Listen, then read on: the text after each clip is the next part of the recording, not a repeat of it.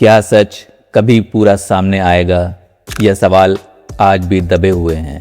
सुशांत सिंह राजपूत, ये केस सिर्फ एक घटना नहीं बल्कि कई ऐसे पहलुओं का जाल है जहां हर कड़ी एक नई कहानी सुनाती है।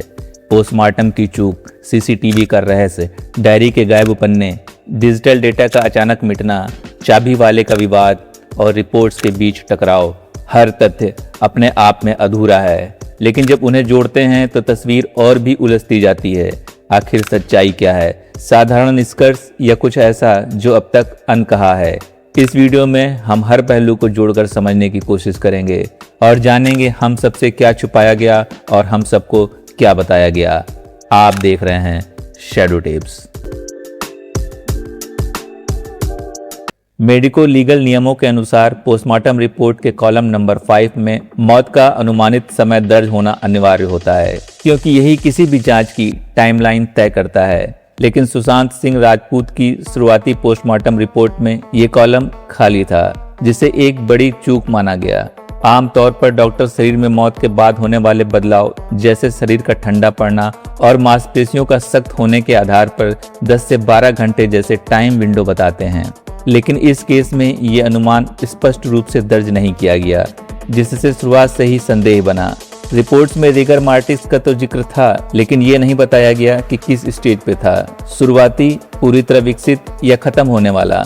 ये जानकारी बहुत अहम होती है, क्योंकि अगर ये पूरी तरह विकसित होता है तो इसका मतलब होता है कि मौत पोस्टमार्टम के कम से कम 12 घंटे पहले हुई थी। इसी कमी के कारण गवाहों के उस बयानों को वेरीफाई करना मुश्किल हो गया जिसमें कहा गया था कि उन्हें सुबह 9:30 बजे आखिरी बार जिंदा देखा गया था। आमतौर पर संदिग्ध मामलों में पोस्टमार्टम प्राकृतिक रोशनी में किया जाता है, ताकि शरीर में मौजूद सूक्ष्म चोटें, खरोंच या रंग के बदलाव साफ देखे जा सकें। लेकिन यहाँ पोस्टमार्टम रात करीब 11:30 बजे कृत्रिम रोशनी में शुरू हुआ, जिस पर विशेषज्ञों ने सवाल उठाए कि इतनी जल्दीबाजी क्यों की गई, खासकर जब मौत का समय जैसे महत्वपूर्ण डेटा को ठीक से दर्ज भी नहीं किया गया था। इन कमियों का सीधा असर केस के टाइमलाइन पर पड़ा। मौत का समय स्पष्ट न होने से यह तय करना मुश्किल हो गया कि उस दौरान कोई बाहरी व्यक्ति मौजूद था या नहीं। इसमें जांच में एक ग्रे एरिया बन गया और ये शक भी पैदा हो गया कि मौत उसी दिन हुई थी या उससे पहले, यानी पिछली रात। जब मामला all India institute of medical science पहुंचा तो वहां के प्रमुख सुधीर गुप्ता ने साफ कहा कि बिना टाइम ऑफ डेथ की रिपोर्ट अधूरी है। साथ ही साक्ष्यों के रिकॉर्ड और संरक्षण में पेशेवर मानकों की कमी बताई गई, जिसने पूरे मामले को और भी विवादित बना दिया। सुशांत सिंह राजपूत केस में सीसीटीवी फुटेज सबसे ज्यादा चर्चा और संदेह का विषय बना, क्योंकि किसी भी हाई प्रोफाइल जांच में यही सबसे मजबूत डिजिटल सबूत माना जाता है। लेकिन यहाँ ये खुद एक रहस्य बन गया। शुरुआत में मीडिया रिपोर्ट्स में दावा किया गया कि 13 जून की रात में अपार्टमेंट के कैमरे खराब थे, जिससे लोगों को शक हुआ कहीं जानबूझकर ब्लैकआउट तो नहीं किया गया। हालांकि बाद में पुलिस ने कहा कि कैमरे चालू थे, लेकिन ये भी स्पष्ट किया कि बेडरूम के अंदर कोई कैमरा नहीं था। यहीं से विरोधाभास शुरू हुआ। जांच के दौरान डीवीआर को जब्त कर उसकी फॉरेंसिक जांच की गई, ताकि ये पता लगाया जा सके कि फुटेज में कोई छेड़छाड़ तो नहीं की गई। लेकिन बड़ा सवाल यही रहा कि अगर कैमरे चल रहे थे तो 13 जून की रात और 14 जून की सुबह की फुटेज सामने क्यों नहीं आई, या उसमें कोई संदिग्ध क्यों नहीं दिखा।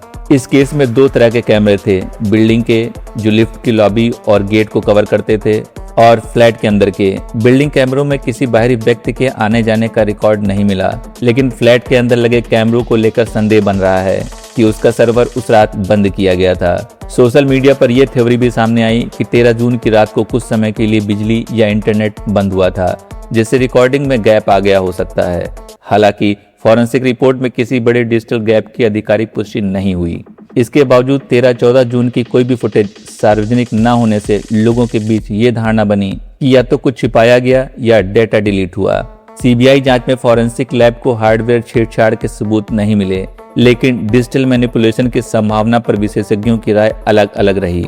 यही कारण है कि सीसीटीवी इस केस की सबसे बड़ी मिसिंग लिंक बन गया, क्योंकि इससे साफ हो सकता था कि कौन आया, कौन गया और उस रात वास्तव में हुआ क्या था। सुशांत सिंह राजपूत केस में पर्सनल डायरी के फटे हुए पन्ने का मुद्दा सिर्फ एक निजी चीज का नुकसान नहीं था, बल्कि इसे एक संभावित साइलेंट टेस्टिमनी के मिलने के रूप में देखा गया।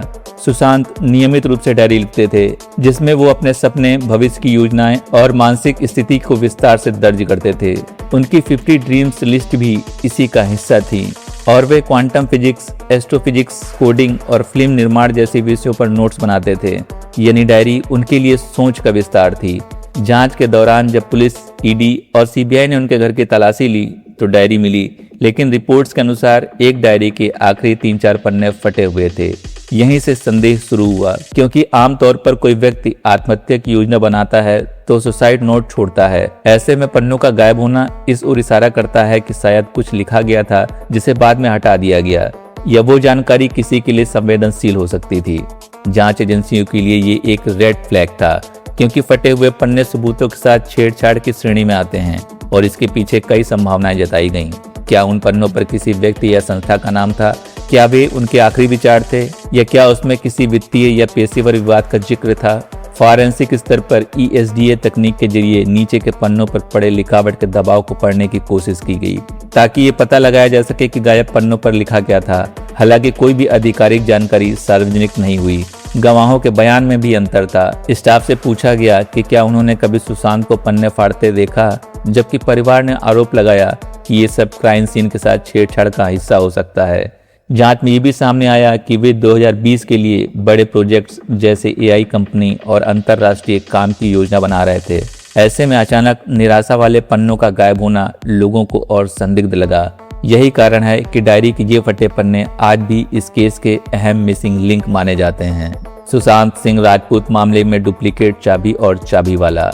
सुशांत सिंह राजपूत मामले में डुप्लीकेट चाबी और चाबी वाले का रहस्य इसलिए अहम माना जाता है क्योंकि ये उस क्रिटिकल समय से जुड़ा है जब उनके कमरे में दरवाजा पहली बार खोला गया, 14 जून 2020 की सुबह। जब काफी देर तक दरवाजा नहीं खुला तो अंदर मौजूद लोग सिद्धार्थ पिठानी, नीरज और दीपेश ने दरवाजा तोड़ने के बजाय एक चाबी वाले को बुलाया। यहीं से विवाद शुरू हुआ, क्योंकि सवाल उठे कि आपात स्थिति में दरवाजा तोड़वाना सबसे ज्यादा जरूरी था, जबकि चाबी वाले ने आने में करीब 1 घंटे का समय लिया। बांद्रा के चाबी वाले रफीक शेख को बुलाया गया था। उसने अपने बयान में कहा कि उसे ये नहीं बताया गया था कि घर किसका है, और जैसे ही उसने लॉक तोड़ा उसे अंदर देखने नहीं दिया गया, तुरंत पैसे देकर बाहर भेज दिया गया। इसी बात ने सीन स्टिकिंग यानी घटना के बाद माहौल को बदलने की आशंका को जन्म दिया। आरोप ये भी लगा कि दरवाजा खुलने के बाद 10-15 मिनट के अंदर जब तक पुलिस या परिवार नहीं पहुंचा था, कमरे के अंदर कुछ बदला जा सकता था। एक और बड़ा सवाल डुप्लीकेट चाबी को लेकर उठा। रिपोर्ट्स के अनुसार कमरे की लॉक की 2 चाबियां होनी चाहिए थी। एक अंदर मिली लेकिन दूसरी गायब थी। इससे ये शंका पैदा हुई कि क्या जानबूझकर चाबी गायब की गई ताकि चाबी वाले को बुलाकर देरी पैदा की जा सके। गवाहों के बयानों में विरोधाभास था। स्टाफ का कहना था कि दरवाजा मजबूत था, इसीलिए उसे तोड़ नहीं पाए, जबकि चाबी वाले के अनुसार लॉक तोड़ना आसान था और माहौल इतना गंभीर नहीं लगा। ये भी सामने आया कि चाबी वाले को गूगल सर्च के जरिए बुलाया गया था, जिसे लेकर भी सवाल उठे। हालांकि बाद में इसे क्लीन चिट दे दी गई। पूरे घटनाक्रम में चाबी वाले का आना, दरवाजा खुलते ही उसे बाहर भेज देना और पुलिस के आने के बाद 100 को नीचे उतारना, ये सब बातें इस केस के लिए महत्वपूर्ण मिसिंग लिंक बन गईं, क्योंकि यही वो पल था जब पूरी सच्चाई स्पष्ट हो सकती थी। सुशांत सिंह राजपूत केस में डिजिटल डेटा का डिलीट होना एक ऐसा पहलू बना जिसने पूरे मामले को और भी ज्यादा रहस्यमय बना दिया। सुशांत तकनीकी रूप से उन्नत था, इसीलिए उसके डिजिटल फुटप्रिंट्स का अचानक गायब होना कोई सामान्य बात नहीं माना गया। सबसे पहले लोगों ने नोटिस किया कि उनके इंस्टाग्राम अकाउंट का पोस्ट काउंट कम हो रहा था, जिससे ये शक पैदा हुआ कि उसकी मौत के बाद भी कोई उसके अकाउंट को एक्सेस कर रहा था या सिर्फ तकनीकी गड़बड़ी थी। ये आज भी सवाल बना हुआ है। जांच के दौरान 8 हार्ड ड्राइव्स का भी मुद्दा सामने आया। फ्लैटमेट के बयान के अनुसार 8 जून के आसपास घर के कई हार्ड ड्राइव्स का डेटा डिलीट किया गया था। आरोप लगे कि उन्हें प्रोफेशनल तरीके से वाइप किया गया, जिसमें उनके प्रोजेक्ट्स, पर्सनल वीडियो और संवेदनशील जानकारी हो सकती थी। इसी तरह प्रवर्तन निदेशालय की जांच में सामने आया कि कई महत्वपूर्ण व्हाट्सएप चैट्स भी डिलीट की गई थीं। बाद में जब कुछ चैट्स रिकवर हुई तब केस में एक नया एंगल सामने आया, जिससे सवाल उठने लगे कि आखिर डेटा हटाने की जरूरत क्यों पड़ी। ईमेल और क्लाउड डेटा को लेकर भी संदेह बना रहा। रिपोर्ट्स के अनुसार उनके कुछ अकाउंट्स को एक्सेस कर डेटा हटाया गया था। इसे समझने के लिए सीबीआई ने विदेशी सर्वर से जानकारी जुटाने की प्रक्रिया भी शुरू की, ताकि ये पता चल सके कि मौत से पहले डिजिटल स्तर पर क्या हो रहा था। साथ ही कॉल डिटेल्स रिकॉर्ड में भी ये शंका जताई गई कि कुछ कॉल लॉग्स और मैसेजेस मैन्युअली डिलीट किए गए थे। खास बात ये रही कि 13 जून की रात से 14 जून की सुबह के बीच डिजिटल एक्टिविटी एक असामान्य खामोशी देखी गई। डिजिटल फॉरेंसिक के लिए डेटा रिकवर करना हमेशा आसान नहीं होता, खासकर तब जब उसे ओवरराइट कर दिया जाए। जांच एजेंसियों ने कोशिश की, लेकिन ये स्पष्ट नहीं हो पाया कि डेटा सिर्फ डिजिटल था या पूरी तरह मिटा दिया गया। यही कारण है कि ये डिजिटल क्लीनअप आज भी केस की एक बड़ी मिसिंग लिंक माना जाता है, क्योंकि इससे कई महत्वपूर्ण सवालों के जवाब मिल सकते थे। सुशांत सिंह राजपूत केस में कूपर हॉस्पिटल और एम्स की रिपोर्ट के बीच का अंतर सबसे बड़ा टर्निंग पॉइंट बना। कूपर की रिपोर्ट शुरुआती रिपोर्ट्स पर आधारित थी, जबकि एम्स ने उसी डाटा और तस्वीरों को विशेषज्ञ विश्लेषण किया। सबसे पहले लिगेचर मार्क पर विवाद हुआ। कूपर ने सिर्फ गर्दन पर निशान दर्ज कर इसे फांसी से दम घुटना बताया, जबकि एम्स ने डिजिटल जांच में इसे वी शेप पाया, जो आमतौर पर फांसी में होता है। परिवार की ओर से ओ शेप का दावा किया, जिसे एम्स ने खारिज कर दिया। फंदे के लिए इस्तेमाल हरे कुर्ते को लेकर भी सवाल उठे। कूपर ने सिर्फ इसका जिक्र किया, जबकि एम्स ने उसकी ताकत टेस्ट पर यह निष्कर्ष निकाला कि वो वजन सह सकता था। संघर्ष के निशानों पर दोनों रिपोर्ट्स लगभग एक जैसी थीं। शरीर पर कोई चोट या हाथापाई के निशान नहीं मिले।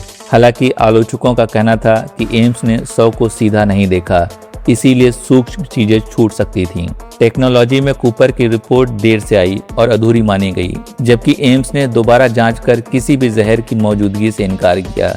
मेडिकल डिटेल्स में भी एम्स ने कूपर की रिपोर्ट्स को सब स्टैंडर्ड बताया और खासकर गर्दन की हड्डी को सुरक्षित होने को आधार बनाकर गला घोटने की संभावना खारिज की। एक बड़ा फर्क क्राइम सीन रिकंस्ट्रक्शन में था। कूपर ने सिर्फ पोस्टमार्टम किया, जबकि एम्स टीम ने मौके पर जाकर डमी सिमुलेशन के जरिए जांच की कि फांसी लगाना संभव था या नहीं, और इसे तकनीकी रूप में संभव बताया। अंत में एम्स की रिपोर्ट ने इसे आत्महत्या बताया, लेकिन परिवार ने इसे एक तरफा कहा। सीबीआई ने इस रिपोर्ट को सबूत माना, लेकिन केस को पूरी तरह बंद नहीं किया। इससे साफ हुआ कि मेडिकल पहलू तो स्पष्ट हुआ, पर बाकी सवाल अभी भी बहस का हिस्सा बने रहे। सुशांत सिंह राजपूत केस में सीबीआई की क्लोजर रिपोर्ट सबसे पेचीदा मोड़ साबित हुई। लंबे इंतजार के बाद मार्च 2025 में सीबीआई ने मुंबई की विशेष अदालत में अपनी रिपोर्ट दाखिल की, जिसमें कहा गया कि जांच के दौरान किसी भी तरह के फाउल प्ले के सबूत नहीं मिले और मौत को आत्महत्या बताया गया। साथ ही आरोपों को क्लीन चिट देने की सिफारिश की गई। यहाँ एक जरूरी बात समझनी होती है, क्लोजर रिपोर्ट और चार्जशीट अलग अलग होती हैं। चार्जशीट तब दाखिल होती है जब किसी के खिलाफ पर्याप्त सबूत हो, जबकि क्लोजर रिपोर्ट तब दी जाती है जब एजेंसी को लगता है कि अपराध साबित नहीं किया जा सकता। लेकिन इसका मतलब केस का पूरी तरह बंद होना नहीं होता, क्योंकि अंतिम फैसला अदालत का होता है। सीबीआई की रिपोर्ट्स के बाद परिवार और उनके वकील विक्रम सिंह ने उसे अधूरा बताया और प्रोटेस्ट पिटीशन दाखिल करने का आधिकारिक इस्तेमाल किया। उनका कहना है कि कई डिजिटल और फॉरेंसिक पहलुओं को नजरअंदाज किया गया। अप्रैल 2026 तक ये मामला अदालत में लंबित है, यानी कानूनी रूप से अभी भी खुला हुआ है। जांच के दौरान सीबीआई ने अमेरिका से डिजिटल डेटा मंगवाने के लिए MLAT प्रक्रिया अपनाई, ताकि गूगल, फेसबुक और इंस्टाग्राम से डिजिटल जानकारी हासिल की जा सके। विवाद ये रहा कि क्या पूरी जानकारी रिपोर्ट में शामिल की गई या नहीं। परिवार की ओर से यह भी आरोप लगाया गया कि सभी जरूरी दस्तावेज सार्वजनिक नहीं किए गए। भारतीय न्यायपालिका में अदालत सिर्फ रबर स्टैंप नहीं होती, जरूरत पड़ने पर वो क्लोजर रिपोर्ट खारिज कर दोबारा जांच के आदेश दे सकती है। इस केस में भी जज को ये तय करना है कि जांच पूरी तरह निष्पक्ष थी या नहीं। इसके अलावा ईडी और एनसीबी की अलग अलग जांचों ने भ्रम बढ़ाया। जहां ईडी को मनी लॉन्ड्रिंग के सबूत नहीं मिले, वहीं एनसीबी ने ड्रग्स एंगल की बात कही। फिलहाल मामला अदालत की समीक्षा में है और फैसला अदालत के हाथों में।